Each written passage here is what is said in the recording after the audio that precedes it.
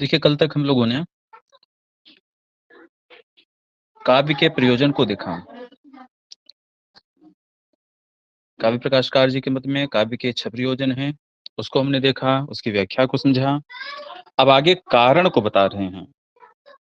प्रत्येक कार्य का एक कारण होता है। देखिए, जो प्रयोजन है, प्रयोजन तो बाद का होता है ना। प्रयोजन क्या? मतलब कि हमारे विद्यालय जाने का प्रयोजन है हमें विद्या की प्राप्ति होना। तो पहले हम विद्यालय जाएंगे, फिर विद्या की प्राप्ति। लेकिन विद्यालय जाने के पहले हमारा कोई न कोई कारण होता है। ठीक, वह कारण क्या है? जैसे वृक्ष लगा। अब वृक्ष लगने का कोई कारण है। कारण कौन है वृक्ष का? उसका बीज। और वृक्ष लगाने का प्रयोजन क्या है? उसका फल। ठीक, वृक्ष का कारण उसका बीज और उसका प्रयोजन उस वृक्ष को लगाने का उसका फल। ठीक है, लकड़ी इत्यादि जो भी है। तो इस प्रकार से तो काव्य है, काव्य के प्रयोजन 6 हम लोगों ने पढ़े। अब काव्य का कारण क्या है? तो कारण के बारे में आगे बताते हैं। देखिए, तो आगे कहते हैं,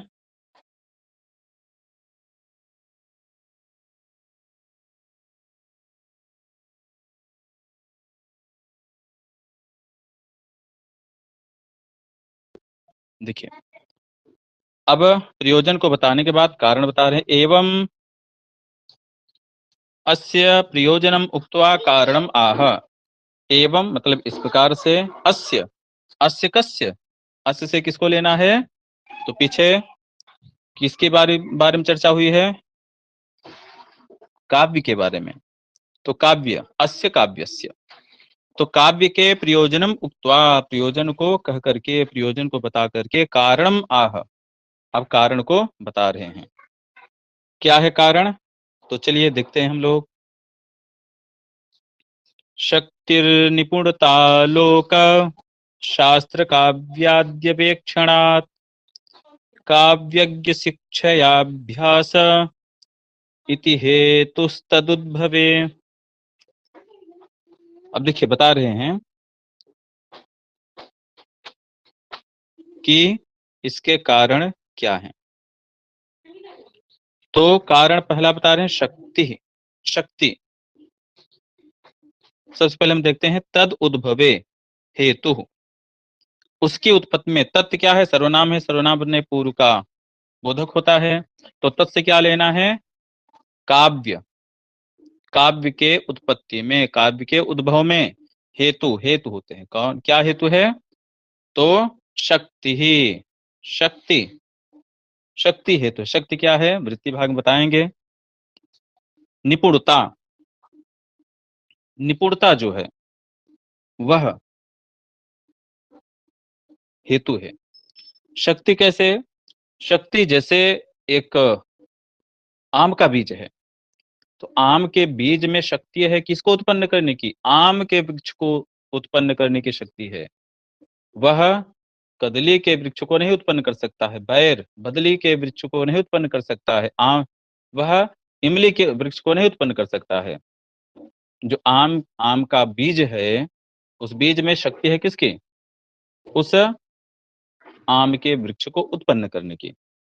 वैसे ही प्रत्येक कार्य की शक्ति कहीं न कहीं निहित होती है। तो काव्य करने की शक्ति होनी चाहिए सबसे पहले, उस संस्कार विशेष से होता है।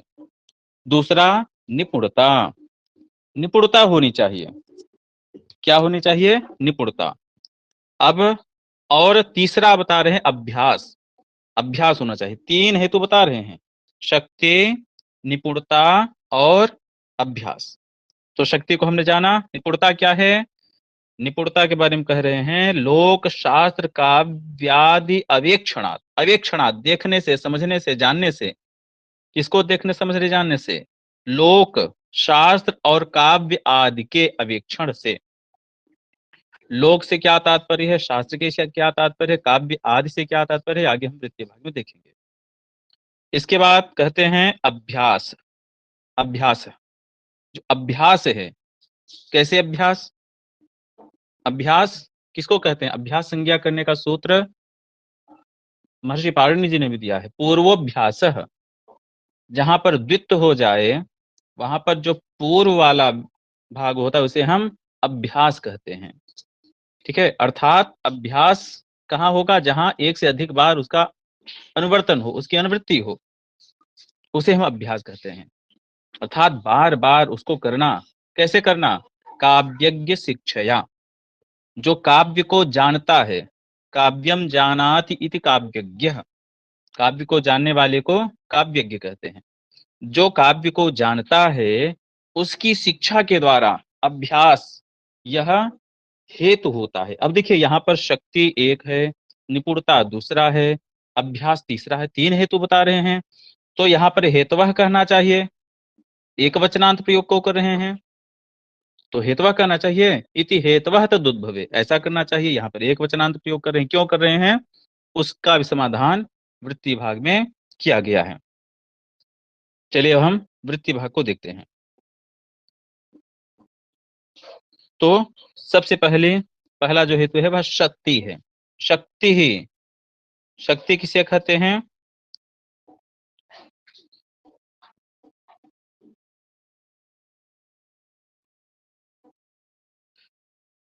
अक्षर तो स्पष्ट दिख रहे हैं ना सबको?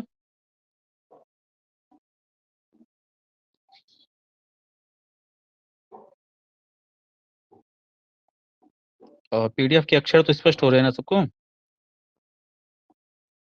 जी चलिए। तो देखिए तो शक्ति ही, शक्ति ही कवित्व बीज रूप।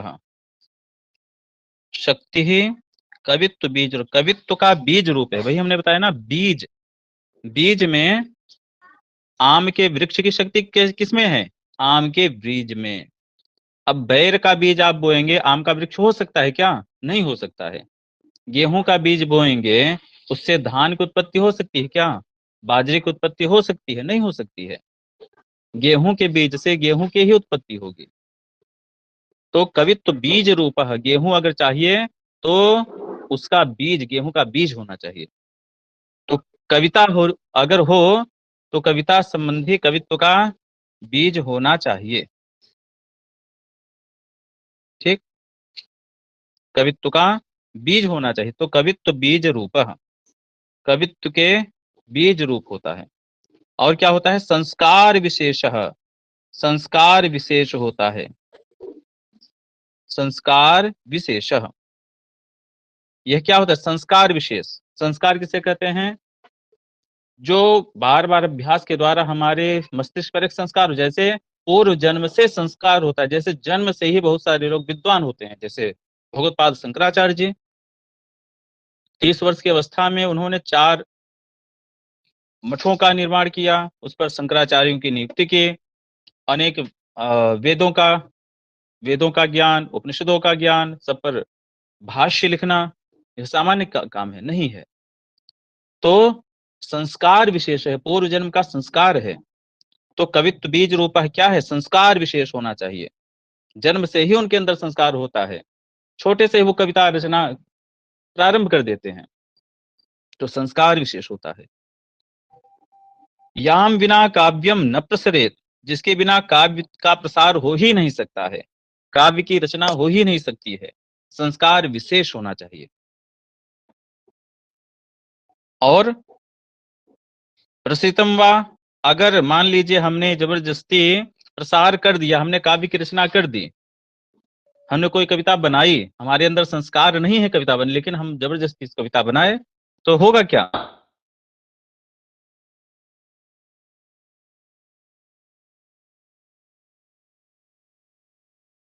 तो उपहास, अनियर प्रत्यय उपहास के योग्य होगा। उसका सब उपहास करेंगे। पहली बात, बिना संस्कार विशेष जो कवित्व का बीज रूप है, शक्ति है, उसके बिना काव्य का प्रसार हो ही नहीं सकता है, काव्य की रचना हो ही नहीं सकती है। यदि प्रसितम, यदि प्रसार हुआ, यदि प्रसार हुआ, यदि काव्य की रचना हुई, तो उपहास नियम स्यात्, उपहास की योग्य होगा, उसमें आनंद नहीं आएगा श्रोताजनों को। जैसे कुछ लोग होते हैं आशु कवि, कि व्यक्ति को देखे उनके ऊपर कविता की रचना कर दी।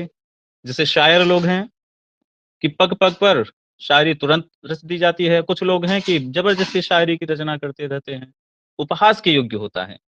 प्रसितम व उपहसनीयम स्यात्, उपहास के योग्य होगा। यह क्या है? शक्ति। सबसे पहले तो शक्ति होनी चाहिए, कवित्व के बीज रूप जो संस्कार विशेष है। दूसरा है तो निपुणता, निपुणता होनी चाहिए। वो निपुणता आएगी कैसे? तो लोक शास्त्र काव्य के काव्य आदि के अवेक्षण से। तो लोक से हमें क्या तात्पर्य समझना है, शास्त्र से हमें क्या लेना है, काव्य से क्या हमें लेना है, आदि पद से हमें क्या लेना है, इसके बारे में बता रहे हैं। लोकस्य, लोक से क्या लेना है? स्थावर जंगमात्मकस्य लोक वृत्तस्य, स्थावर जंगमात्मक जो लोक का व्यवहार है उसको लेना है। जैसे अब स्थावर क्या है? स्थावर मतलब कि जो स्थिर है, जैसे वृक्ष हैं, पहाड़ हैं, ये सब क्या हैं? स्थावर प्राणी हैं। इनमें भी प्राण है, इनमें भी जीवन है, लेकिन कैसे हैं? यह स्थावर हैं। और जंगम, जंगम मतलब कि जो जाने वाले हैं, जो गमन करने वाले हैं, गच्छति, जो गमन करने वाले हैं वो क्या है? जंगम। तो क्या स्थावर है, क्या जंगम है, इसके बारे में चलिए। सबको स्क्रीन तो दिख रहा है ना?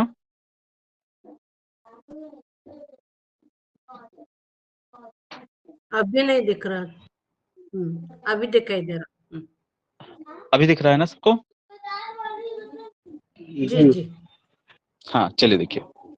अब देखिए, तो स्थावर और जंगम, अब हमने रचना प्रारंभ किया, और रचना प्रारंभ किया उसमें कह दिया कि पेड़ भागा जा रहा है, आम का वृक्ष भगा जा रहा है। अरे आम का वृक्ष कैसे भग जाता है? वो क्या होगा? उपहास के योग्य होगा। ठीक है। पर्वत भागा जा रहा है, क्या होगा? उपहास के योग्य होगा। पर्वत नहीं भाग सकता है। और जो जंगम है वह रुक नहीं सकता है। ठीक है, जो गमनशील है। नदी पहाड़ की ओर बह रही है, पहाड़ की ओर कैसे बह सकते हैं? उल्टा पहाड़ से नीचे की ओर जाती है। ठीक है, नदी पहाड़ पर रुक गई है, कैसे रुक सकती है? वह पहाड़ से नीचे ही आएगी। ठीक, तो क्या स्थावर है, क्या जंगम है, उसका उस व्यवहार को जानना। शक्ति तो होनी चाहिए हमारे अंदर, लेकिन स्थावर जंगम को भी हमें जान, क्योंकि हमारा जो काव्य हो किसके लिए होगा?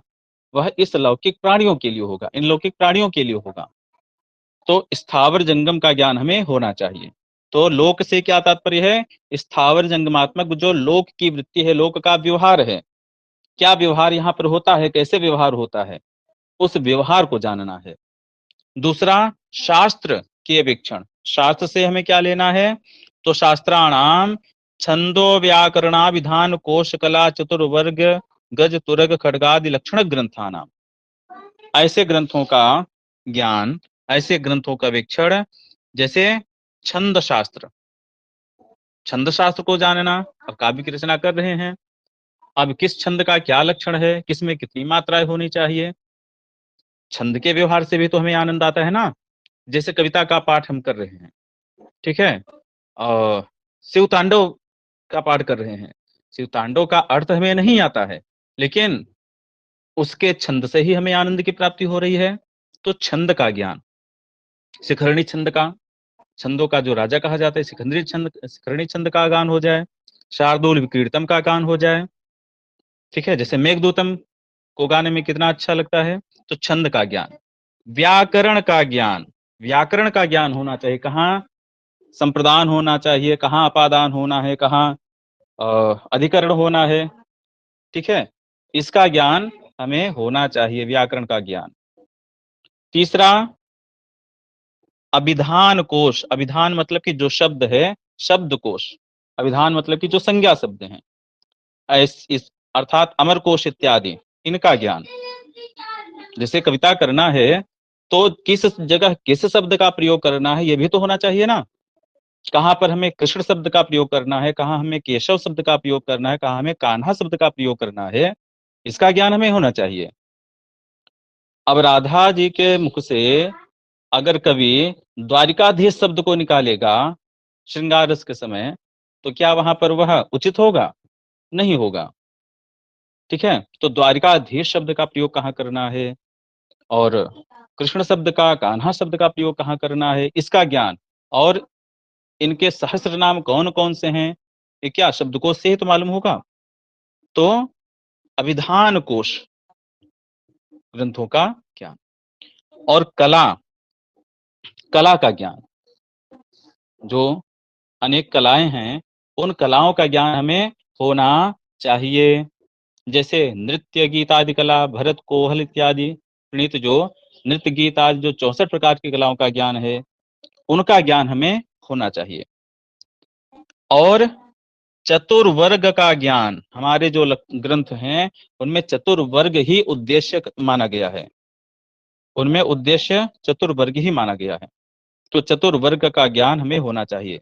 धर्म अर्थ काम और मोक्ष, इनका ज्ञान हमें अवश्य होना चाहिए, चतुर्वर्ग का ज्ञान। इसके पश्चात गज, तुरग, खड्गादि लक्षण ग्रंथा नाम, ये कुछ छंदों के भी लक्षण होते हैं। गज, तुरग, खड्ग, खड्ग इत्यादि, जैसे हम शब्दालंकार पढ़ेंगे तो खड्ग तुरग इत्यादि शब्दालंकार में आएंगे। लेकिन ऐसे हम देखते हैं, सामान्य हम लोक में देखते हैं, तो गज, तुरग इत्यादि, गज का लक्षण क्या है, हाथियों का लक्षण क्या है, तुरग घोड़े का लक्षण क्या है। जैसे हम कविता करें तो कहें कि हाथी ने छलांग मारी और पहाड़ को डांग गया। और हाथी छलांग कैसे मार सकता है? हाथी मंद मंद गमन करने वाला है, हाथी छलांग मारने वाला नहीं है।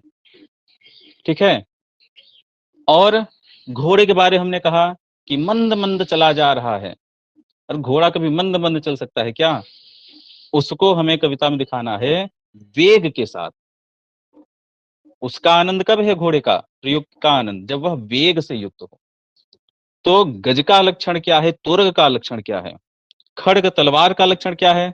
जैसे हमने एक काव्य किया, उसमें हमने कहा कि भीम ने गदा मारी और दुर्योधन का सर कट गया। अरे गदा मारने से कभी सर कटता है क्या? सर कब कटेगा? जब तलवार से मारेंगे।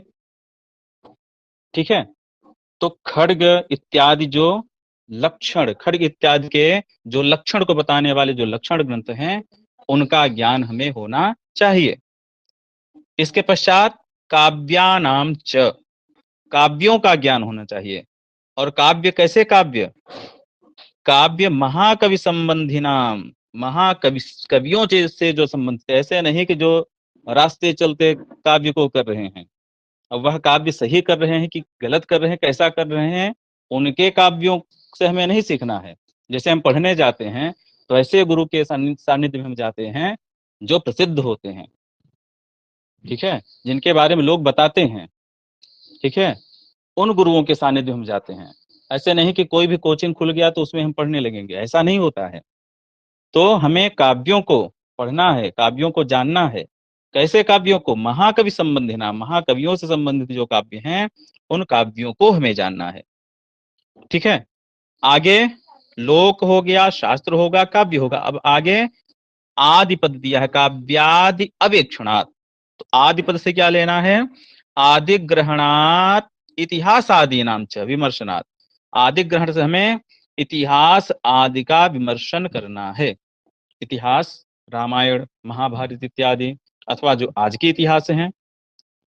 ठीक, जैसे रामायण महाभारत में तो उस समय का इतिहास है, जैसे आज पृथ्वीराज चौहान का, राणा सांगा इत्यादि का इतिहास क्या है, उस इतिहास को हमें जानना है।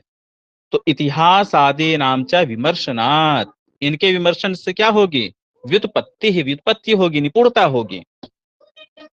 आप श्रृंगार से संबंधित काव्य कर रहे हैं, उसमें आप रौद्र रस ला दिए, वीर रस ला दिए, तो कैसे होगा? तो इन शास्त्रों को आपको पढ़ना है। कैसे शास्त्र? लोक संबंधित, लोक तो आप जानेंगे, लोक में जो स्थावर जंगम है, शास्त्रों का ज्ञान, छंद, व्याकरण, अभिधान कोश, शब्दकोश, कला, चतुर्वर्ग, गज, तुरग, खड्ग इत्यादि के जो लक्षण ग्रंथ हैं उनका ज्ञान करना, और काव्य महाकवि से संबंधित काव्यों का ज्ञान करना, उनका वेक्षण, और आज से इतिहास आदि का विमर्शन करना, उनका अध्ययन करना। इससे क्या होगी? निपुणता होगी, व्युत्पत्ति आएगी। यह दूसरा हेतु हुआ। तीसरा हेतु क्या है? अभ्यास, काव्यज्ञ शिक्षया अभ्यास, उसके बारे में बता रहे हैं। काव्यम कर्तुम विचारयितुम च ये जानन्ति, ये जनाः काव्यम कर्तुम विचारयितुम जानन्ति, काव्य को करने और विचार करने में जो निपुण हैं। अब करना और विचार करना दोनों में क्या अंतर है? बिना विचार किए क्या काव्य हो सकता है क्या? ये तो समस्या हो गई। तो काव्य कर्तुम विचारयितुम, दो शब्द क्यों रखे यहाँ पर? यह शंका मन में हुई। तो देखिए, काव्य को करना अर्थात काव्य की रचना करना, ठीक।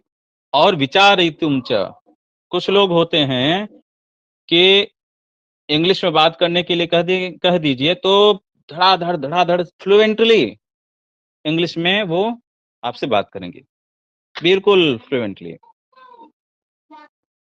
लेकिन उनको ट्रांसलेशन करने के लिए कह दीजिए, ट्रांसलेशन वो एक पैराग्राफ भी नहीं कर पाएंगे, ठीक है। तो काव्य को करना, जैसे कुछ लोग काव्य को बहुत अच्छा करते हैं, बहुत अच्छी कविता करते हैं, लेकिन उनको दूसरे के काव्य में दोष निकालने के लिए कह दिया जाए, अथवा दूसरे काव्य में दोष है, उस दोष को हटाने के लिए कह दिया जाए, नहीं हो पाता है। तो काव्य को करना, काव्य की रचना करना, और विचार ही तुम च, उस पर विचार करना, उसमें माइनस प्लस करना। ये जानन्ति, जो जानते हैं। जैसे आप काव्य को करके ले गए, अब उनको शुद्ध अशुद्ध करना आता ही नहीं है। जैसे हम रचनानुवाद कौमुदी का अभ्यास करते हैं, तो रचनानुवाद का कौमुदी का अभ्यास करने के पश्चात हमने तो अनुवाद कर दिया, लेकिन दूसरे किसी ने अनुवाद किया। अब उस अनुवाद में क्या कमी है, बिल्कुल तीक्ष्ण बुद्धि से हमें देखना है, तीक्ष्ण दृष्टि से देखना है, एक एक दोष को निकालना है। तो विचार करना, जो जानते हैं, काव्य को करना, दूसरा काव्य पर विचार करना। ये जानन्ति, जो जानते हैं। तदुपदेशेन, उनके उपदेश से। करणे योजने च, काव्य को करना, काव्य की रचना करना, और योजने च, काव्य की रचना में इधर उधर करना, सही गलत करना, ठीक है। निर्माण करने और योजने, जोड़ तोड़ करने, कहां पर क्या दोष हो गया वहां पर उसको हटा करके कुछ दूसरा जोड़ देना। तो योजने च पौनः पुण्येन प्रवृत्ति ही, बार बार प्रवृत्ति होना। ये नहीं कि एक कविता की है और बनाते बनाते हम ऊब गए, रचनानुवाद कुंदी का 2-3 अभ्यास करे, 5 अभ्यास करे, 10 अभ्यास करे, फिर ऊब गए, छोड़ दिए, 60 अभ्यास तक गए ही नहीं। पौनः पुण्येन प्रवृत्ति, बार बार प्रवृत्ति, जब तक वह सही न हो जाए, ठीक। तो काव्य को करना, काव्य की रचना करना, और उस पर विचार करना, जो जानते हैं उनके उपदेश से काव्य को करने में, काव्य की रचना करने में, और उसके योजन में बार बार प्रवृत्ति होना।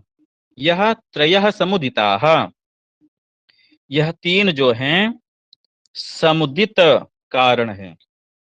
कौन कौन से? शक्ति, निपुणता और अभ्यास, ये 3 समुदित कारण है। अब समुदित क्या है? तो देखिए, कारण 2 प्रकार से होते हैं, एक समस्त कारण, एक व्यस्त कारण। समुदित और व्यस्त कारण। समुदित कारण क्या है, व्यस्त कारण क्या है, तो बताया गया है। जैसे उसके लिए 2 न्याय के बारे में बताया जाता है, दंड चक्र चिवरन न्याय और तृणारण्य मणि न्याय। जैसे अग्नि है, अग्नि के प्रति तृण, अरणि और मणि, तीनों अलग अलग कारण हैं। केवल तिनके से अग्नि लग सकती है, केवल मणि से, जैसे सूर्यकांत मणि इत्यादि हैं, उन मणियों से अग्नि लग जाती है। जैसे आप बचपन में याद होगा कि जो चश्मा होता है लेंस वाला, उस चश्मे को रख करके हम नीचे कागज रख करके धूप दिखाते थे, धूप से उस चश्मे से जो रेज हैं सूर्य के, उसको हम आर पार करते थे, तो उससे कागज में आग लग जाती थी, सूखे तिनके में आग लग जाती थी, ठीक है। तो वह क्या है? मणि। मणि स्वयं एक कारण हो जाता है आग, अग्नि के प्रति। और तृणा अरणि, अरणि, अरणि जो होता है, अरणि एक काष्ठ रूप में होता है, अरणि स्वयं में एक कारण है अग्नि के लिए। ठीक है, तो यह क्या है, व्यस्त, व्यस्त मतलब व्यक्तिगत, एक एक अलग अलग कारण है, एक अलग अलग रह करके एक एक अलग अलग उस कार्य को उत्पन्न कर सकते हैं। तिनका भी कान को उस अग्नि को उत्पन्न कर सकता है, अरण भी अग्नि को अकेले उत्पन्न कर सकता है, मणि अग्नि को अकेले उत्पन्न कर सकता है। तो यह कैसे कारण है, व्यस्त कारण। और समस्त समुदित कारण क्या है, दंड चक्र चीवरण, जैसे घट की उत्पत्ति करना है तो उसमें दंड भी कारण होगा, चक्र भी कारण होगा, चीवर, चीवर आप लोग अगर टीवी पर देखिए, कहीं पर देखिए, अगर गांव में आप रहते हैं वहां पर कुम्हार अगर घड़ा बनाते हैं तो घड़ा के बनाने के बाद एक डोरी उनके पास होती है, उस डोरी से घड़े को काट करके नीचे से उसको अलग करके रखते हैं, तो वह चीवर कहा जाता है। तो अगर दंड न हो तो चक्र को घुमाया कैसे जाए, बिना घूमे घट बनेगा नहीं, पहला कारण दंड। चक्र ही न हो तब भी घट नहीं बनेगा, और चीवर न हो घट का निर्माण हो गया और वहां से अलग ही नहीं होगा तो घट कैसे निर्मित हुआ। तो दंड चक्र चीवर तीनों मिल करके घट का निर्माण करते हैं। घट के निर्माण के प्रति कौन कारण है, तीनों एक साथ मिल करके समस्त कारण है, समुदित कारण है। तो वैसे ही काव्य को करने में काव्य के प्रति शक्ति, निपुणता और अभ्यास, ये तीनों अलग अलग कारण नहीं है। हमारे अंदर शक्ति नहीं है, संस्कार नहीं है काव्य करने का, हम बार बार अभ्यास करते जा रहे हैं, वह काव्य हमसे नहीं हो पाएगा रचना। जैसे उदाहरण के लिए जितने लक्षण ग्रंथकार हैं, लगभग लक्षण ग्रंथकार अपने स्वयं के श्लोकों की रचना उदाहरण में नहीं दिए हैं, और वह स्वयं कोई अच्छा काव्य रच ही नहीं पाए हैं। सबसे बड़ा उदाहरण, ठीक है, तो वह स्वयं नहीं कर पाए हैं, और जो काव्यकार कार्य हैं वह लक्षण ग्रंथ नहीं कर पाए हैं। ठीक, तो समुदित कारण है यह तीनों। शक्ति, शक्ति नहीं है काव्य करने की, फिर भी शक्ति का हम प्रयोग करें, निपुणता के बल पर हम प्रयोग करें, नहीं हो पाएगा, उपहास का पात्र बनेगा। निपुणता हो, शक्ति हो और निपुणता न हो, लोक शास्त्र इत्यादि के बारे में हम जानते ही नहीं तो क्या काव्य करेंगे, वह भी उपहास का प्राप्त होगा। और शक्ति है, निपुणता है, हमने अभ्यास नहीं किया, हम काव्यज्ञ के पास गए ही नहीं जो काव्य को जानते हैं, फिर भी उपहास का पात्र बनेंगे। तीनों एक साथ होने चाहिए, शक्ति भी हो, अभ्यास भी हो, निपुणता हो। जहां पर यह तीनों होंगे वहां पर काव्य की उत्पत्ति होगी। ठीक है, तो समुदिता, ये तीनों समुदित कारण है, न तो व्यस्ता, ये व्यस्त कारण नहीं है। किसके प्रति, तस्य काव्यस्य उद्भवे, उस काव्य के उत्पत्ति में, उस काव्य के उद्भव में, उस काव्य के निर्माणे, निर्माण में, उस काव्य के समुल्लास, उस काव्य के समुल्लास में, वृद्धि में।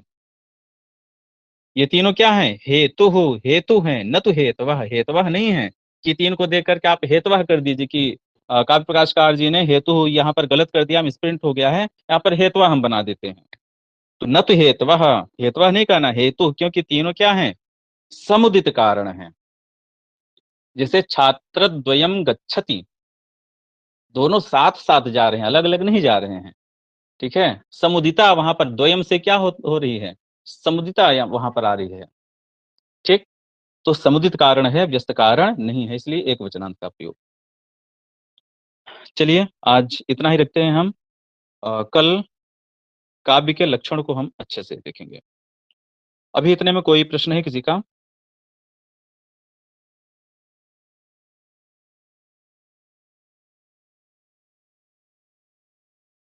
हाँ, चलिए ठीक है, आवाज हमारी आ रही है ना?